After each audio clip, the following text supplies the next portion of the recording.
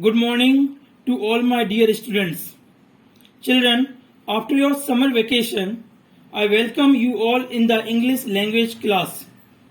Dear students, in the month of April, we had completed 2 chapters of English language. That is chapter 1 sentences and chapter 2 nouns. I hope that you all have studied those 2 lessons. Dear students, today we will start new chapter.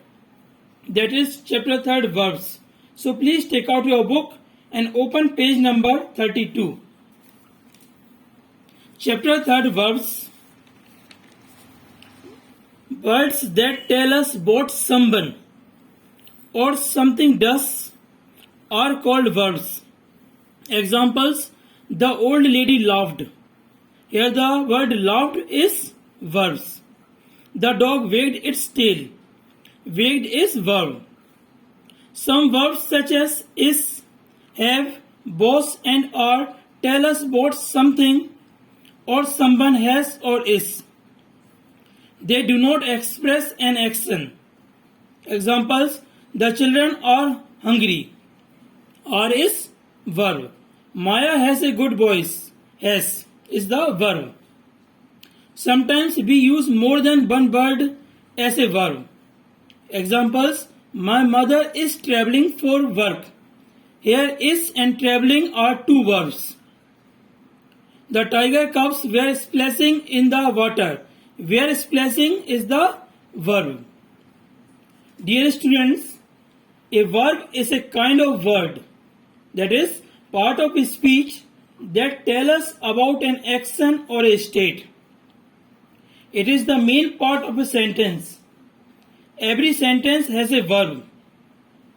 A verb is a word or a combination of words that indicates action or a state of being or conditions. A verb is the part of a sentence that tells us what the subject performs. Verbs are the hearts of English sentences. Verbs are the action words in a sentence that describe what the subject is doing. Along with nouns, verbs are the main part of a sentence telling a story about what is taking place. Why is a verb important? Verbs are very important for language development because they allow children to start building sentences. The choice of verb determines the grammatical form in a sentences. Children who use more verbs have more advanced grammatical skills. Verbs are the words that talk about our actions or what we do, and they are a very important part of our vocabulary. Without them, we would not be able to create and use sentences because there is always at least one verb in every sentences. Now, object of a verb. You have learned earlier that every sentence has a subject.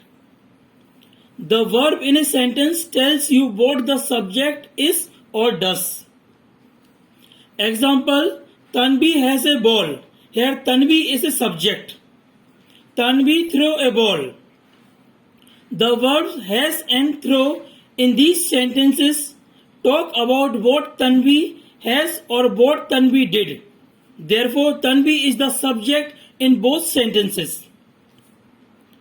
In some sentences, the verb has a subject and an object.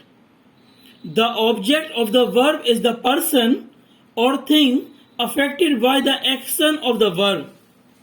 The object usually comes after the verb. Dear students, object comes after the verb.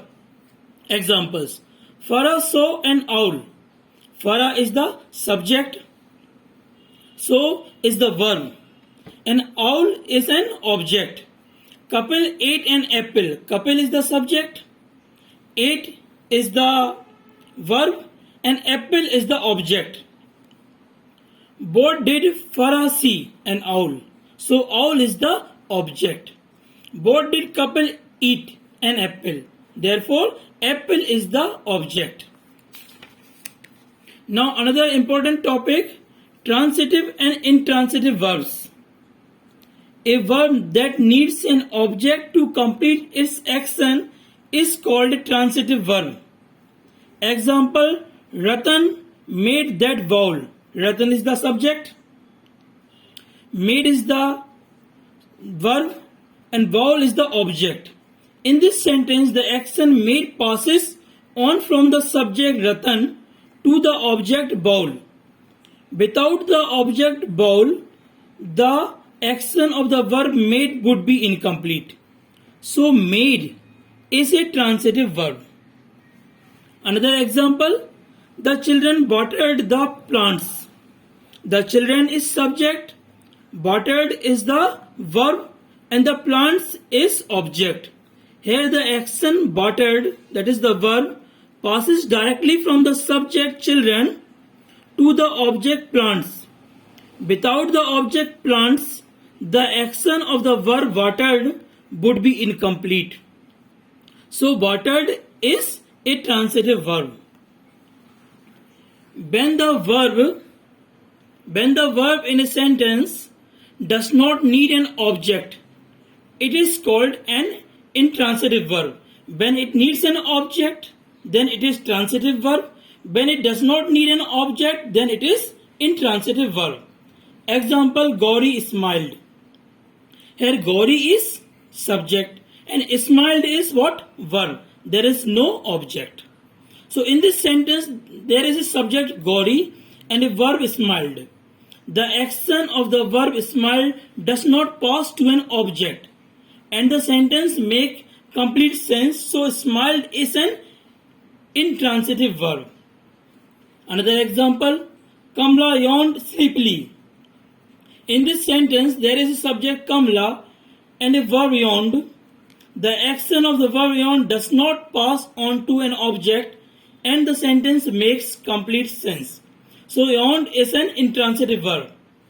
So what we understood here, dear students, when there is a need of a verb, then it is when the verb in a sentence does not need an object, it is called intransitive verb, and when it needs an object, it is called transitive verb.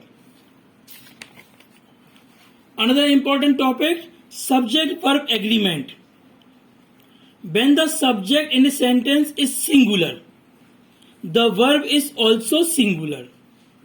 Example, the boy. Boy is the subject, which is singular, is playing in the park. So is the singular verb. The rabbit nipples on a carrot. Rabbit is what? Singular subject, so it will take singular verb. Remember, for a collective noun, the verb is usually used in the singular form. The team.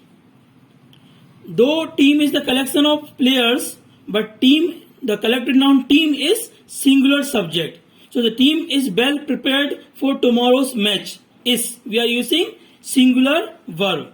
When the subject is plural, the verb is also plural. Examples, the children are having their dinner. The children is the plural subject. So it needs plural verb, that is are having their dinner. When the subject is two or more nouns joined by and, the verb becomes plural. Example, Gaurav and Nadir, two subjects and they are joined by and. So they become plural subjects. So it will take plural verb, that is are running outside. Dear students, subject verb agreement is very important because without it the reader can be confused. So subject must agree with their verbs in numbers. That is, singular subject must take singular verbs, plural subject must take plural verbs.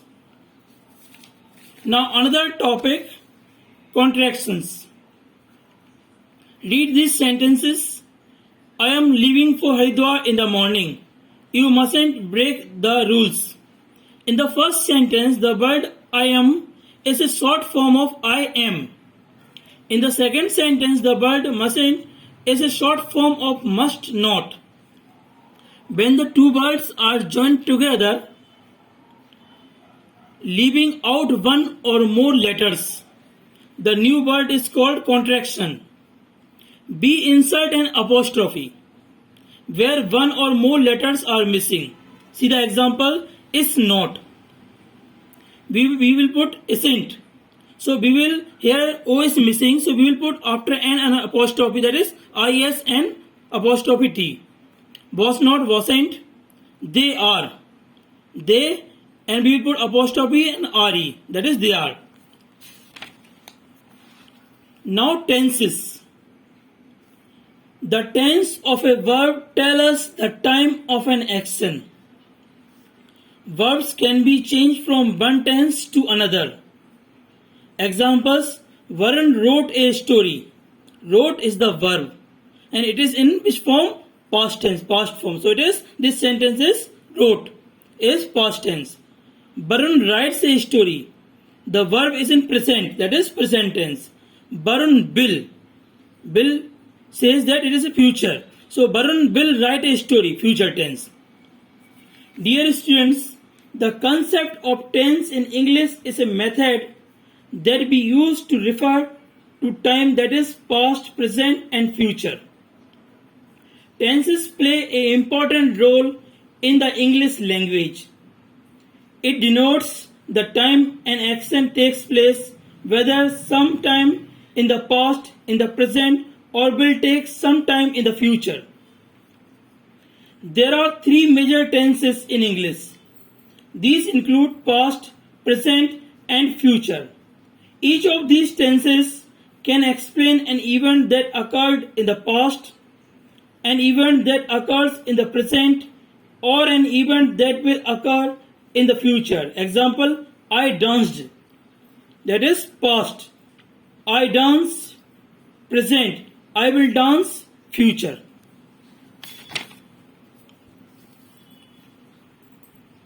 Verbs may be regular or irregular. Verbs can be transitive also, intransitive also. Verbs may be regular or irregular.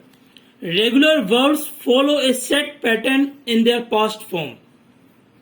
These verbs take an ed ending to make their simple past forms. Example, play. If we want to make past tense of play, we will add ed. It becomes played. Wait. Again we will add ed. It becomes waited. Laugh, laughed. We will add ed and it becomes loved. So in regular verbs we can put ed and make the past form. Now irregular verbs do not follow this pattern.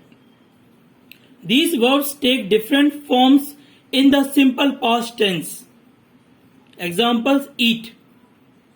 If we want to make the past tense of eat, the whole spelling gets changed. We cannot make past tense by putting ed. Here the spelling gets changed. ate, ate. Write. We cannot put ed and make writed. The spelling gets changed. That is wrote, make, made. Simple present and present continuous. The simple present tense states a fact or talks about a habitual action. The simple present tense states a fact or it talks about a habitual action.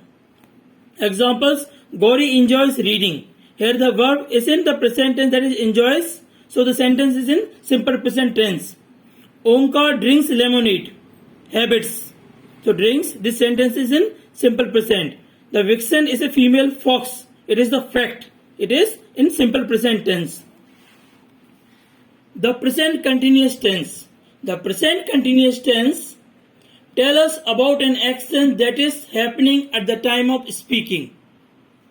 The present continuous tense tells us about an action that is happening at the time of speaking. When we are speaking at that time, the action is taking place. So it is present continuous tense. Examples, Papa is cooking dinner for us. So he is cooking now also at the time of speaking. So the verb is in the present continuous tense. So this sentence is of present continuous tense. Dinesh is sleeping.